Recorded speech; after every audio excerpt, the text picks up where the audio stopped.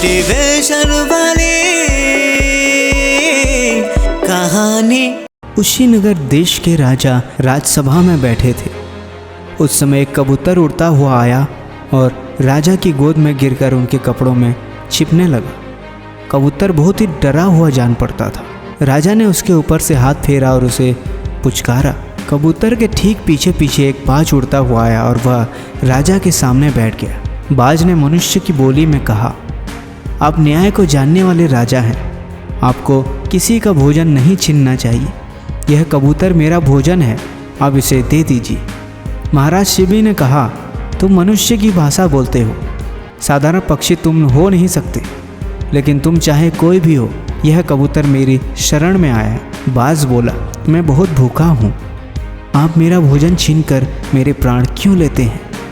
राजा शिबी बोले, तुम्हारा काम तो किसी भी मांस से चल सकता है, तुम्हारे लिए कबूतर ही मारा जाए उसकी क्या आवश्यकता है? तुम्हें कितना मांस चाहिए? बाज कहने लगा, महाराज कबूतर मरे या दूसरा कोई प्राणी मरे, मांस तो किसी को मारने से ही मिलेगा। सब प्राणी आपकी प्रजा हैं, सब आपकी शरण में हैं। उनमें से जब किसी को मारना ही है तो इस कबूतर को मारने में क्या दोष है? मैं तो ताज़ा मांस खाने वाला प्राणी हूँ, अपवित्र मांस मैं खाता नहीं। मुझे कोई लोभ भी नहीं है। इस कबूतर के बराबर तोलकर किसी पवित्र प्राणी का ताज़ा मांस मुझे दे दीजिए, मैं भूख उतने से मिट जाएगी।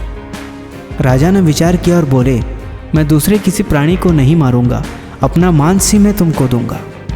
बाज बोला, एक कबूतर के लिए आप चक्रवर्ती सम्राट होकर अपना शरीर क्यों काटते हैं? आप फिर से सोच लीजिए। राजा ने कहा, बाज तुम्हें तो अपना पेट भरने से मतलब है, तुम मांस लो और अपनी भूख मिटाओ। मैं सोच समझ लिया हूँ, मेरा शरीर कुछ अजर अमर नहीं है। शरण में आए एक प्राणी की रक्षा में शरीर लग जाए, इससे अच्छा इसका कोई दूसरा उपयोग नहीं हो सकता। महाराज की आज्ञा से वहाँ कांटा मंगवाया गया। एक पलड़े में कबूतर बैठाया गया और दूसरे साइड में महाराज ने अपने हाथ से काटकर अपनी बाईं भुजा रख दी, लेकिन कबूतर का पलड़ा भूमि से उठा ही नहीं।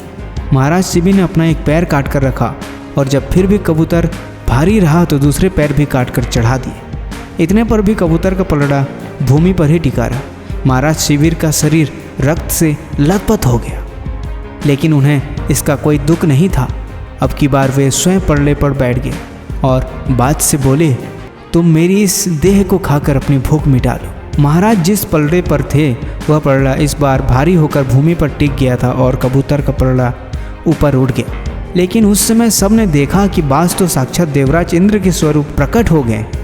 अग्नि देवता ने कहा, महाराज आप इतने बड़े धर्मात्मा हैं कि आपकी बराबरी मैं तो क्या, विश्व में कोई भी नहीं कर सकता। इंद्र ने महाराज का शरीर पहले के समान ठीक कर दिया और बोले, आपके धर्म की परीक्षा लेने के लिए हम दोनों ने यह बाज और कबूतर का रूप बनाया था।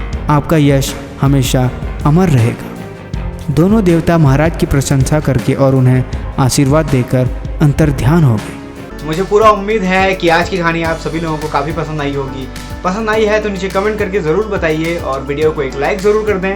अभी तक आपने चैनल को सब्सक्राइब नहीं किया है तो चैनल को प्लीज़ सब्सक्राइब कर लीजिए, क्योंकि ऐसी ही बहुत सारी कहानियाँ आगे भी आने वाली है। तो कहानियों के ज़रिए आप कुछ ना कुछ सीखते रहेंगे। तो चैनल को प्लीज़ सब्सक्राइब कर लीजिए। मैं मिलता हूँ आपको एक और नई कहानी के साथ। तब तक के लिए ख्याल रखिए अपना।